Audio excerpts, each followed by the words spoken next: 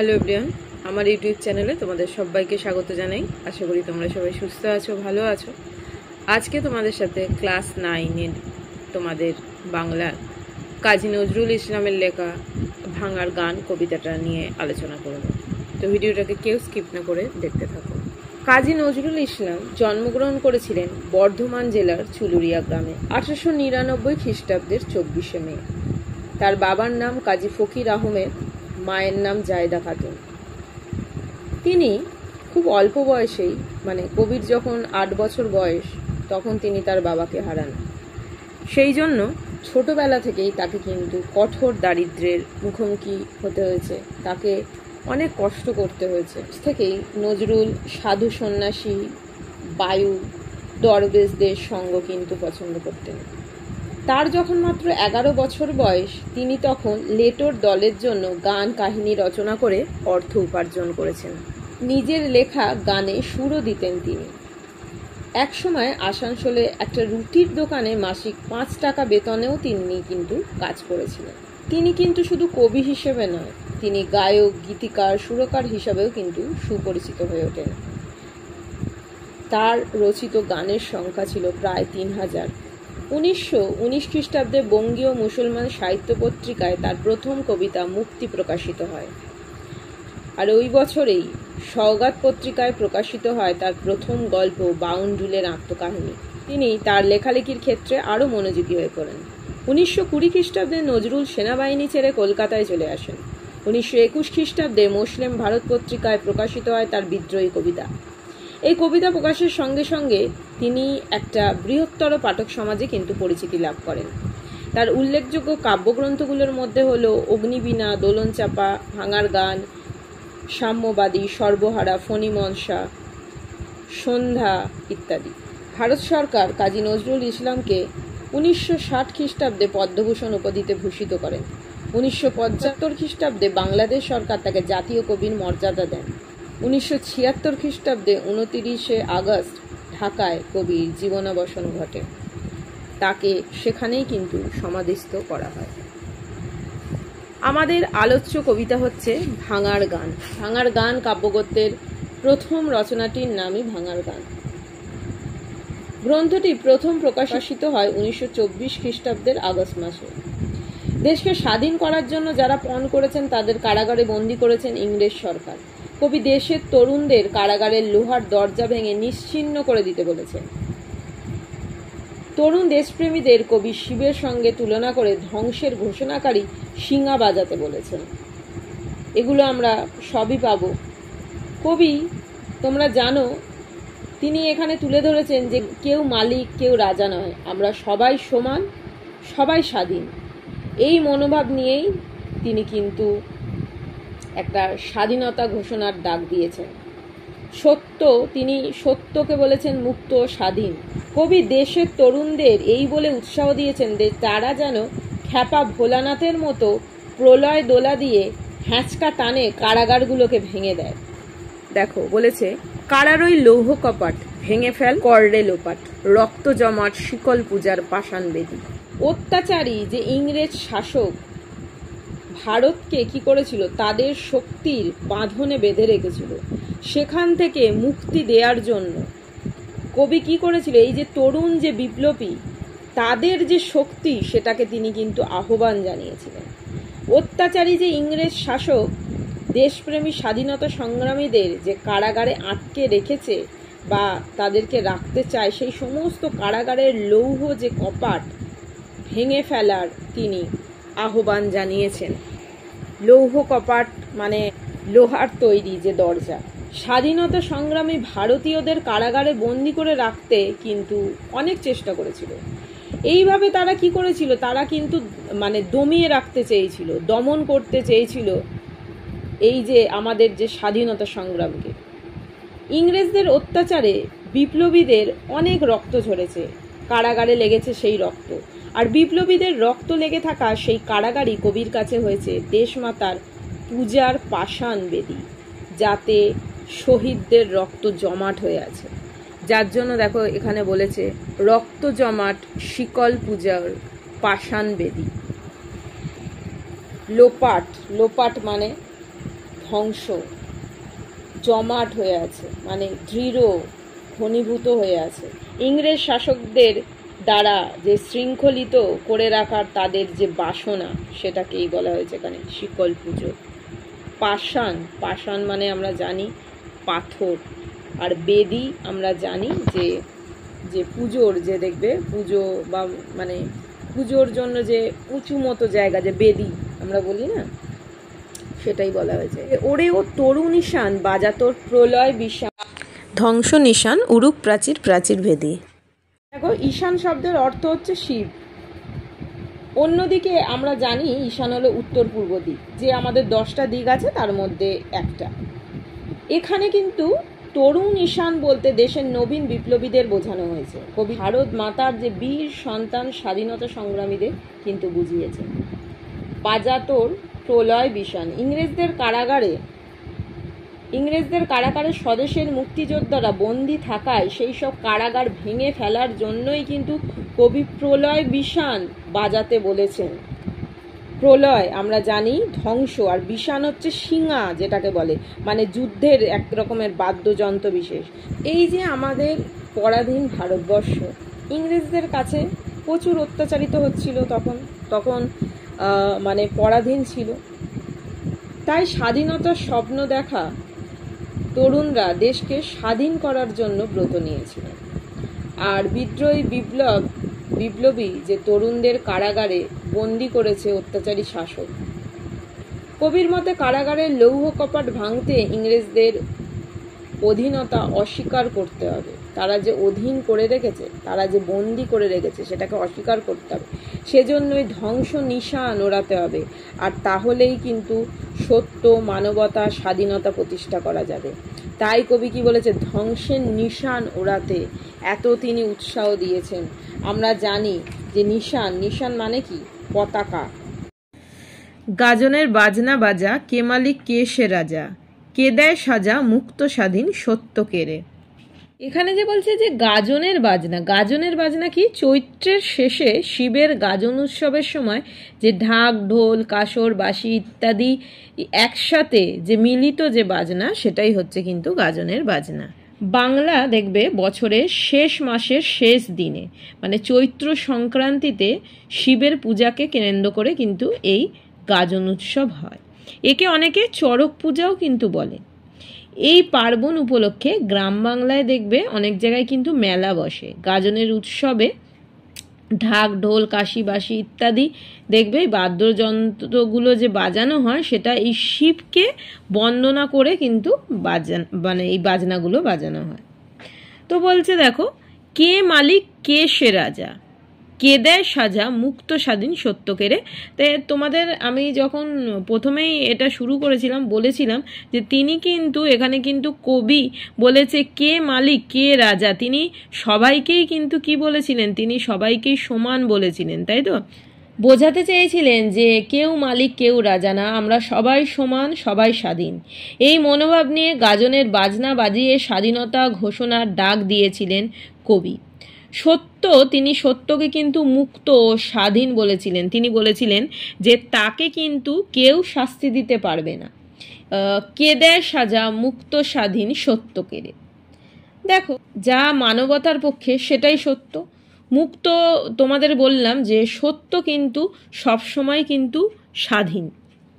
তো মানবতা বিরোধী কার্যকলাপ যদি সেটাকে কলঙ্কিত, কলুষিত করতে চায়, তাহলে কিন্তু সেটা শেষ পর্যন্ত ব্যর্থ হয়।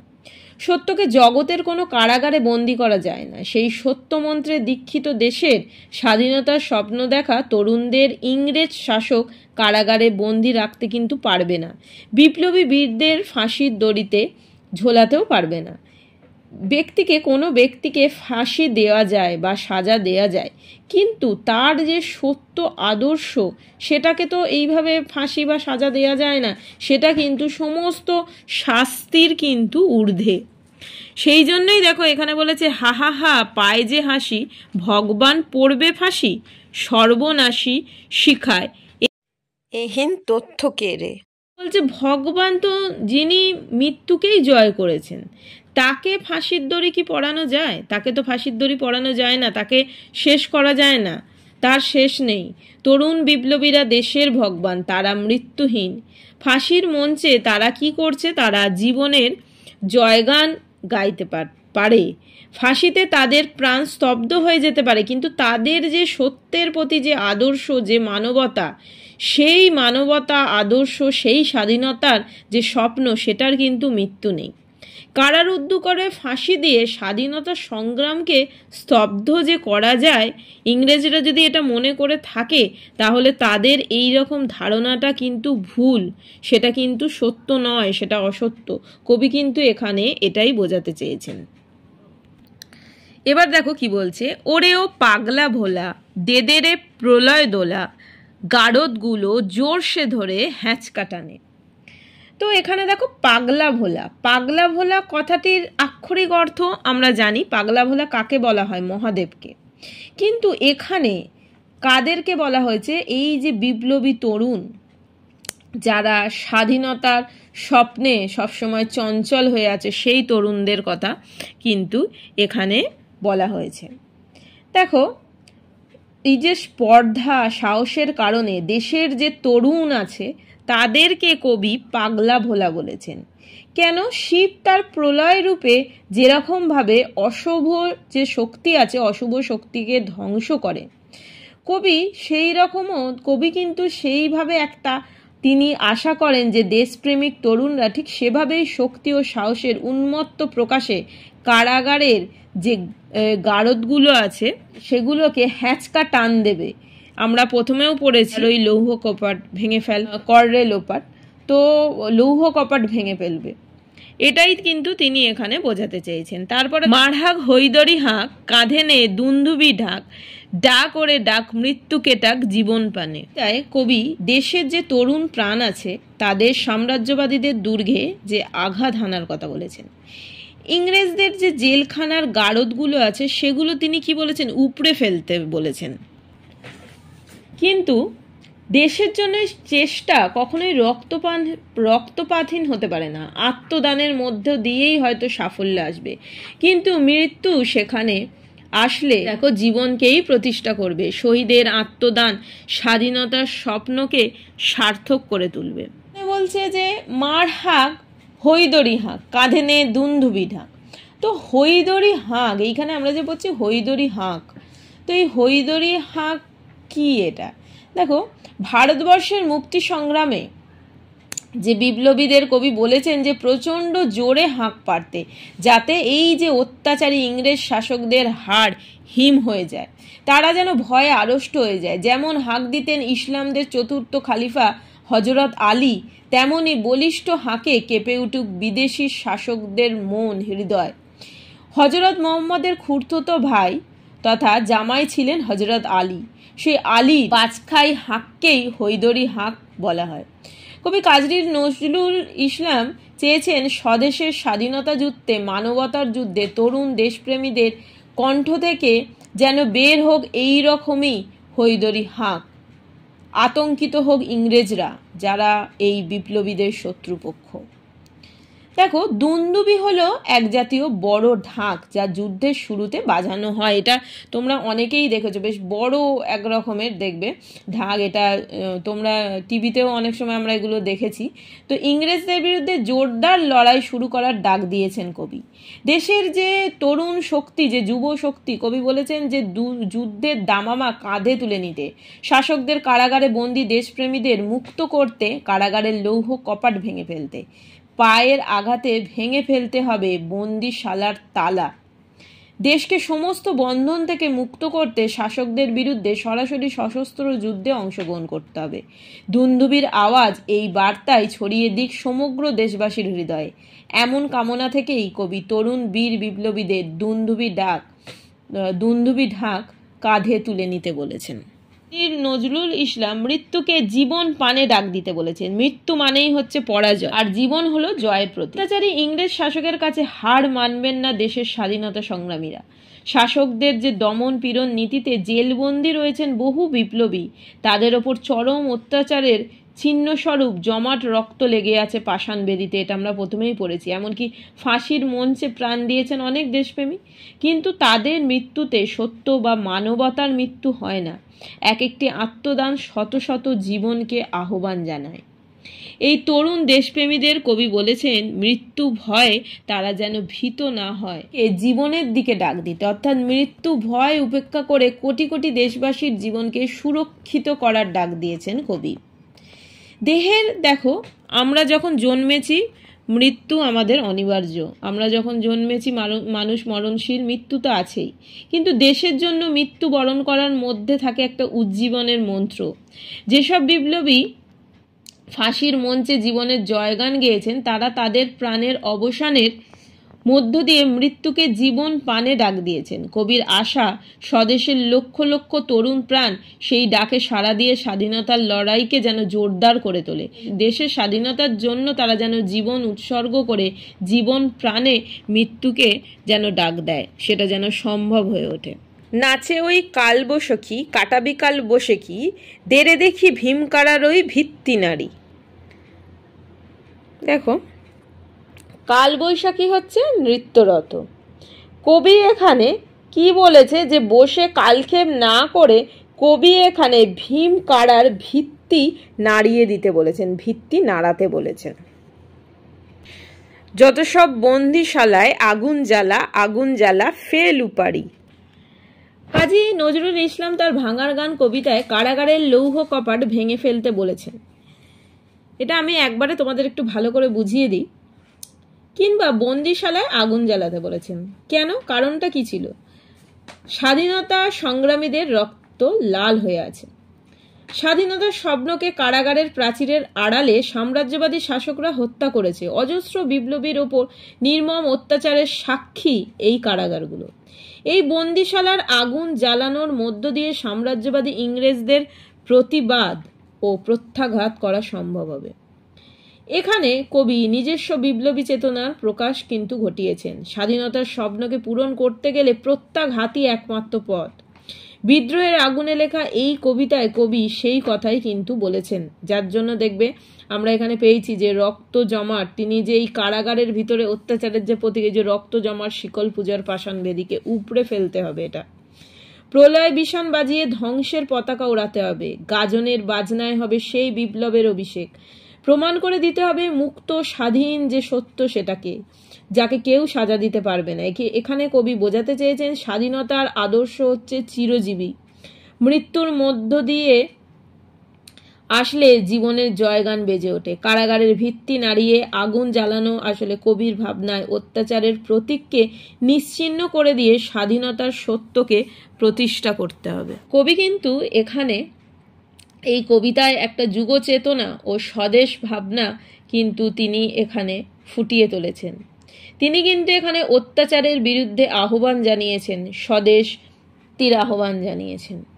অসহযোগ আন্দোলনের সময় 1922 খ্রিস্টাব্দে রচিত ভাঙার গান, এ গানে কবি কিন্তু বিদ্রোহের বার্তা দিয়েছেন। এ গানে তৎকালীন অর্থাৎ বিংশ শতকের দ্বিতীয় তৃতীয় দশকের রাজনৈতিক পরিস্থিতি কিন্তু ফুটে উঠেছে। স্বদেশের মুক্তিকামী বিপ্লবীদের কারারুদ্ধ করা, ফাঁসিতে ঝোলানো, ভয় দেখানো, অত্যাচার করা ইত্যাদির বিরুদ্ধে কবি দেশের তরুণ সমাজকে বিদ্রোহ করার কিন্তু আহ্বান জানিয়েছেন।